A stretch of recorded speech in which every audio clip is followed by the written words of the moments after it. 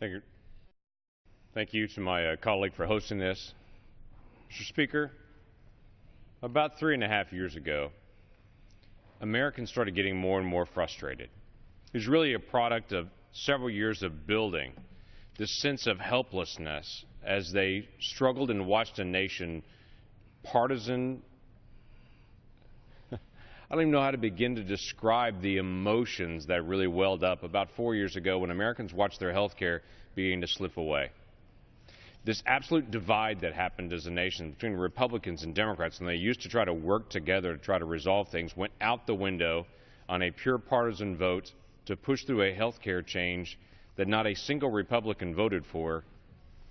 And Democrats, in a skittish way, pushed it with glee while others stepped back and said, I hope this works the way that it's being advertised. As we know now, it is not working. It's working exactly as many Republicans said it would work, and that the impulse of the federal government to take over more and more would actually cause serious problems in the process.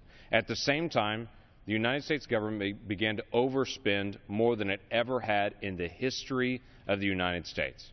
$1.45 trillion of overspending in a single year led millions of Americans to stop and to gather, many of them for the first time, to be able to gather in small groups and say, our government is really struggling. This is not going as a nation how we thought it would go. And they gathered together in small groups, which were spontaneously called these Tea Party groups. Groups of patriots and individuals, housewives, and moms, and business leaders, and guys that own locksmith shops, and all these different places that were around, just started gathering together to say, what can we do? Just normal Americans. As they began to form and to meet, groups of 5, 20, 25, sometimes they meet in huge rallies of 100 or 200 people, but most of the time it's at somebody's house. Most of the time it's at a VFW meeting place or some other spot. They determined, well, we need to get organized and we need to be able to pass out materials and do some things. And to do that in our governmental system, they've got to try to find some way to be able to organize that money together, which means they need to contact the Internal Revenue Service and to be able to get access and get a revenue number. Well, they started that. One of those groups was in Oklahoma, a group called Oklahoma City Patriots in Action. This group of individuals are just normal Oklahoma great folks. They got together, submitted their application, went through the process they needed to do, and then they get a letter back with 21 questions, some of them having up to 9 sub-questions to it. 65 total requests came back to this group of individuals saying, we'll give you your number if you'll tell us all of this information. And to accentuate it, the letter begins with, first they need to sign this statement. Under penalties of perjury, I declare that I have examined this information, including the accompanying documents, and to the best of my knowledge and belief, the information contains all of the relevant facts relating to the request for the information, and such facts are true, correct, and complete. And then they go on to make 65 different data requests, many of them incredibly long. There's no question this letter is intended to intimidate people. But I can tell you from knowing these Oklahomans, they tried to intimidate the wrong people with this. But let me just give you an example of some of the things they began to ask for in this long list of questions. They asked things like, do you directly or indirectly communicate with members of legislative bodies? If so, provide the copies of the written communications and the contents of other forms of communication. In other words, you redress grievances to your elected officials, as our Constitution allows you to do. Please provide us a copy of everything you said when you went to your government for redress of grievances. How about this? Give detailed examples on how you will educate the public concerning key legislation and the positions of political candidates and elected officials on that legislation. Please explain how you obtain the current legislative information, both state and federal, and the turnaround time to post them on your website.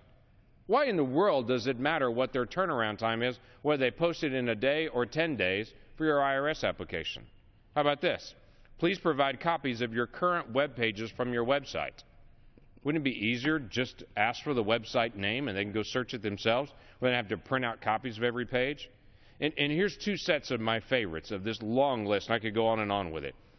This asks, have you conducted or will you conduct rallies or exhibitions for or against any public policies, legislation, public officers, political candidates, or any other kinds? If yes, please explain and provide the following. State the time, location, and content schedule of every rally or exhibition. Provide copies of handouts you provide or will provide to the public. The names of persons from your organization and the amount of time they have spent or will spend on the event. One last piece, and again I could go on and on with this. This is the one that when I read through this, it continued to just make my blood boil. Have any candidates running for public office spoken to you, or will they speak at a function of your organization? If so, provide the name of the candidates, the functions at which they spoke, any materials distributed or published with regard to their appearance at the event, audio, video recording of the event, and a transcript of any speeches given. Now, these are a gathering of 20 people sitting around in someone's house. They're not transcribing every part of everything that's said. These are normal Americans getting together to discuss what's going on in their government, and the IRS said, if you want to continue to do this and be organized, we need to get a transcript of every speech that was done around your kitchen table. And to add insult to injury, remember what I said at the beginning. Under penalty of perjury, if you don't provide completely everything in this, you're not eligible. What is this intended to do? This is intended to silence. This is intended to tell good, hardworking Americans, be quiet, sit around your dining room table, don't organize, don't keep moving. Now, when our committee asked about this, the Oversight and Government Reform Committee, which I serve on, when we asked about this initially and began pushing forward to get more information, because as the folks in Oklahoma City know, this is not an isolated event. Letters like this with other questions went to other places all over the country to everyone who had the name Tea Party, had the word liberty, or had the word patriot in their name. They were assigned to a specific group in Cincinnati, and they dead-ended all in that one group. Now, initially, when we asked individuals about it, we were told this was just a crazy group of folks in Cincinnati that went rogue, as if they all worked for WKRP and they were out there just being crazy in Cincinnati. When we asked those quote-unquote rogue agents in Cincinnati to come before our committee and to tell us about it, what we were told was very clear. They were following the instructions they got from Washington, D.C. on what to do with these applications. And a special group was set up that all they did is take in applications that had Tea Party, Liberty, or Patriot in it. And when they arrived at that location, they were to sit there and wait from Washington, D.C. So we asked the Cincinnati folks, who gave you those instructions in Washington, D.C.? Those individuals were then called before our committee, and we asked those individuals, did you give instructions to the Cincinnati office? Yes. Why did you do that? Here was their statement. Because we were told by the IRS counsel to wait on their instructions. We are now in the process of doing interviews with the IRS counsel to say why was a decision made to take people with certain names, send them letters like this, with no intention of ever answering them, that they would get this 65 detailed requests like this, each providing a very long response needed, and that then when it was finally collected, they would dead end in Cincinnati. Why? We're still trying to get that answer. Why does that matter? Because Americans, whether it be liberal, conservative, nothing, anything in between, should have a government that serves them rather than intimidates them. It is right that we continue to walk through this process. It is right that good, hardworking Americans are not intimidated by their government. This is something that needs to be resolved and will be resolved. And though the headlines have faded away on it, we have not forgotten these individuals. And we'll continue to work through the process to be held to account and to make sure this doesn't happen to anyone again in the days ahead. I thank the gentleman for hosting this time so that these folks in Oklahoma City and the country are not forgotten.